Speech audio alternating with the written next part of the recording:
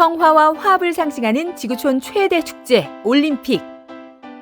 2020년은 도쿄 올림픽의 해가 될 예정이었는데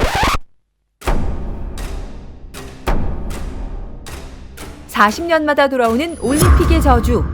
과연 이게 사실일까요?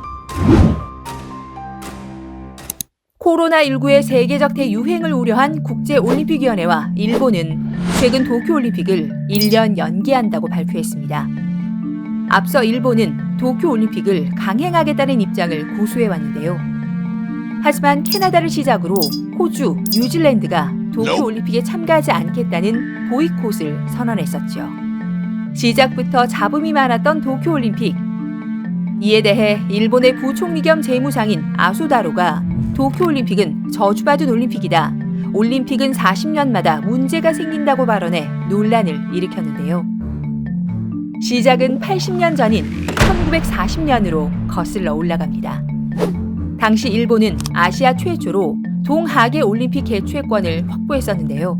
1940년 동계올림픽과 하계올림픽을 각각 일본 삿포로와 도쿄에서 개최할 예정이었지만 1937년 중일전쟁을 일으키면서 개최권을 반납하게 됐죠.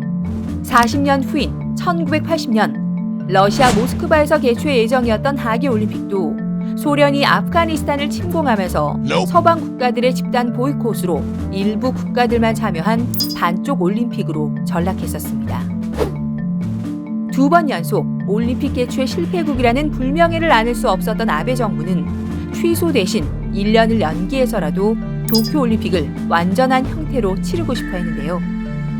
아베 정부가 도쿄올림픽을 취소하지 못하는 데는 크게 두 가지 이유가 있습니다. 일본은 올림픽 개최로 올해 국내 총생산이 2조엔 정도 늘어날 것으로 기대했는데요. 취소하게 되면 그 효과는 물론 관객 소비 지출 및 관광 진흥과 문화 활동 등의 경제 효과들이 사라져 약 4조 1,151억 엔에 달하는 경제 손실이 발생할 것으로 추산됩니다.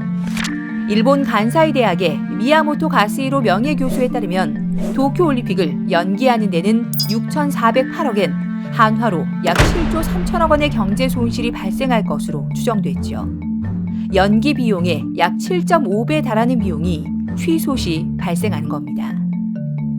두 번째 이유로는 아베 정부가 도쿄올림픽 성공을 발판으로 재집권 및 개헌을 노리고 있다는 건데요. 아베 총리의 자민당 총재 임기는 2021년 9월까지. 올해 도쿄올림픽 성공을 계기로 경제를 활성화해 지지율을 끌어올리는 것이 아베 총리의 시나리오였는데요. 의원 내각제를 채택하고 있는 일본에서는 총리가 중의원들을 해산할 수 있는 중의원 해산권이란 것이 있는데 아베 정권이 도쿄올림픽 성공으로 호의적인 여론과 지지율을 확보한 후에 중의원을 해산하고 총선거를 할 것이란 관측이 많았죠. 총선거를 실시함으로써 집권당인 자민당의 세력을 더 공고히 할 수 있는데요. 아베 정권이 장기 집권되면서 일본의 재부흥을 상징하는 도쿄올림픽을 성공 내지 치렀을 경우에 아베 정권의 입지는 매우 탄탄해집니다. 그럴 경우에 아베 정권의 재집권이라든지 또는 차기 수상에 대한 영향력이 크게 강화된 가능성은 충분히 있기 때문에 재집권 또는 차기 정권에 대한 어떤 킹메이커로서 역할 같은 것은 충분히 있을 수 있다고 봅니다. 아베 수상의 어떤 정책의 목적은 헌법 개정이기 때문에 올림픽이 성공적으로 개최된 결과를 바탕으로 해가지고 본인이 어떤 정책인 사명으로 여기고 있는 개헌을 달성하려는 어떤 직접적인 추진력을 강화했을 가능성이 매우 높다고 봅니다. 일본 정부는 올림픽을 성공적으로 개최하기 위해 코로나 확진자 수를 은폐하려 했다는 의혹을 받고 있는데요. 연기가 확정된 후부터 연일 일본 코로나19 확진자 수가 급증하고 있기 때문이죠. 내년 7월 23일에 열릴 도쿄올림픽. 올림픽 정상 개최를 외치는 동안 코로나19 대처가 늦은 것 아니냐는 비판의 목소리가 커지고 있습니다.